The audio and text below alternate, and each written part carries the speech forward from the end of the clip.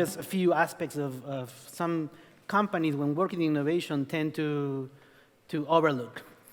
One of the things we do as designers is ask questions. So what I'm going to do is propose some questions and some examples as well. But basically, I want you to think of these different overlooked parts of innovation. I don't know where should I point. Okay. So we all know this. COVID has changed the way we live. It's challenging the way we do things. And on the other hand, has accelerated companies' requirements to go into this so-called digital transformation, right? Some of them are trying to get into more sustainability, into more sustainable ways of working, some of them. But many companies are just playing catch-up on the digital way. So this time of changes has made people, or has made companies, embark into some innovation initiatives. But when we work in innovation, we might be thinking many times, oh, what should we do? What technology we should use?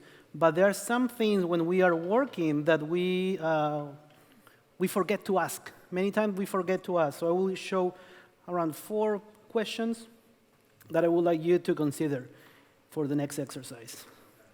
So the first one, something that Rafa mentioned at the beginning in the morning, is how are we going to tackle organizational silos and vertical structures?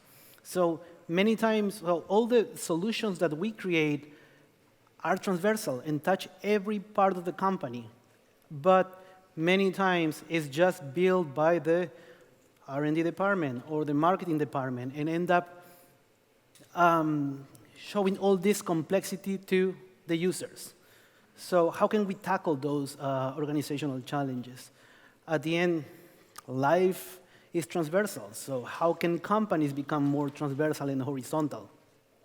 There are a couple examples here that I would like to show. One is Haier, a Chinese appliance company that has challenged the bureaucratic way of working as a huge organization. And what they have is micro companies, decentralized micro companies that have challenged the traditional way of working in a bureaucratic way.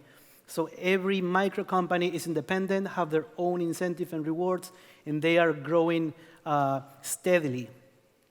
And the other example that I wanted to show is consumer packaged good companies we're working with, and they are organizing the whole structure based on the customer journey. So they are not based on if you are from logistics, from marketing, or sales, but we are all belong to the team of the customer journey, and they are all together working transversally. And that's some of the changes we are working with this client.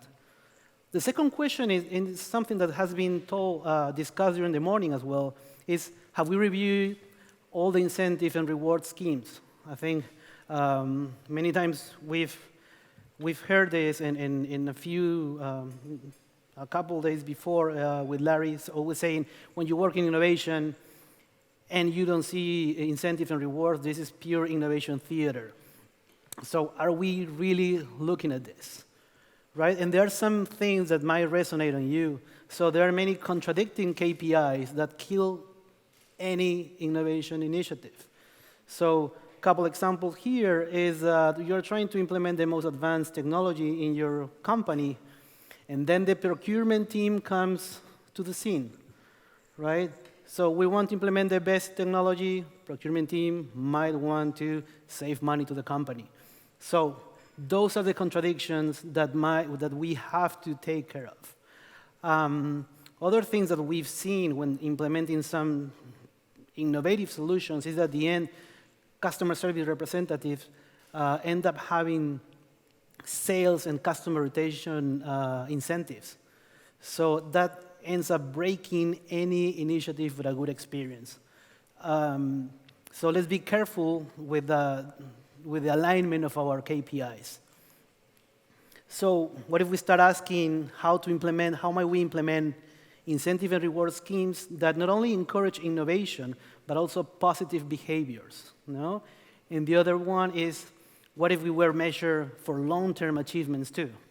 So we're working also with a company in India. It's a bread company in India these days, and we are trying to implement their innovation capabilities. And the good thing that they propose is that we should involve not only the marketing and sales teams, not only the logistics and operations teams, but they also include the procurement teams and HR teams. So this way, we'll be working on a more thorough way of looking at innovation and also incentivizing properly everyone in the team.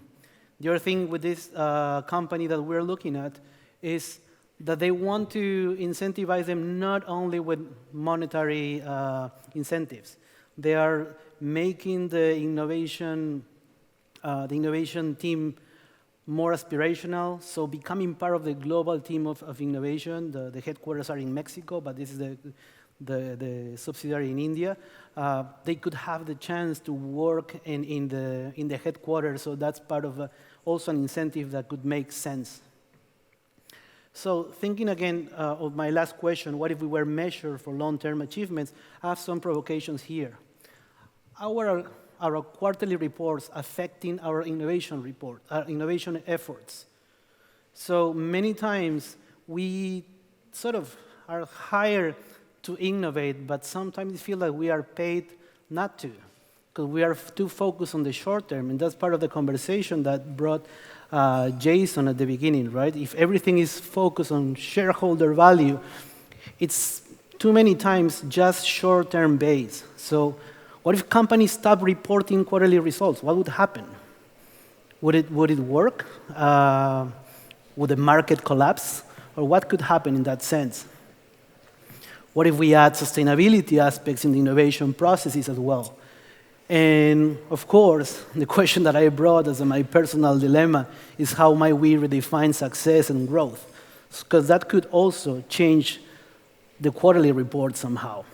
I just wanted to show something, an article I found, and I found it interesting that in Europe, a few years ago, Unilever decided to stop reporting quarterly because they said they couldn't take long-term decisions because they were just focusing on bringing value to the shareholders. So they were feeling a little bit like slave of the shareholders and not because they didn't allow them to think in the long term.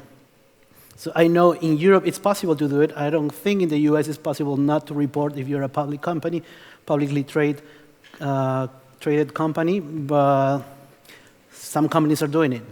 So why not? So lastly is, we also mentioned during this morning, the unintended consequences of all our innovation initiatives. So we might sometimes focus on one problem, on solving one specific problem, but we should be thinking of what would happen around the problem, around the specific population that we want to help in this community, in the ecosystem, and how our solution will affect us.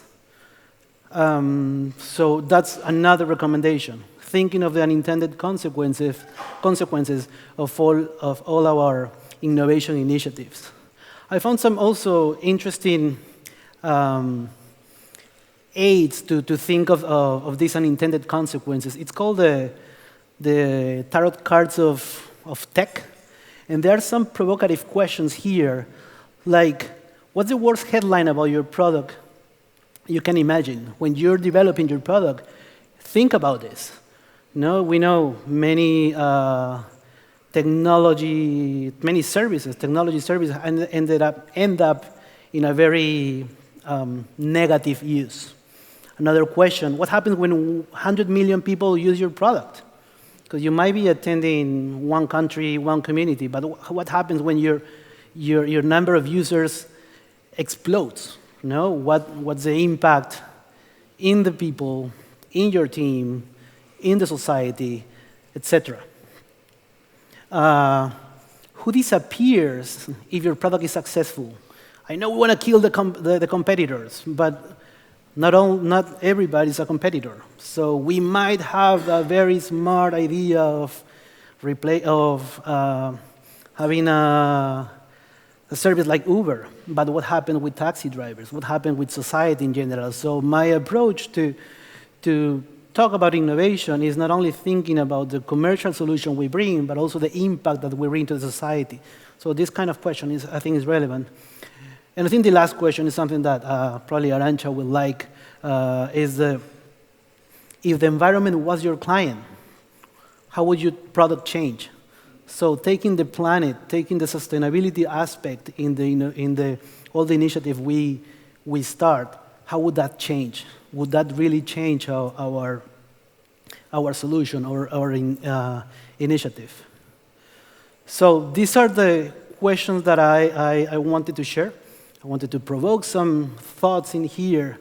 And I started saying that we, in design, we tend to ask questions and tend to also challenge the idea of innovation is sometimes led by technology only. So I will leave you with a statement that I really, really love from 1966, I think, from Civic Prize. Technology is the answer, but what was the question? So thank you so much.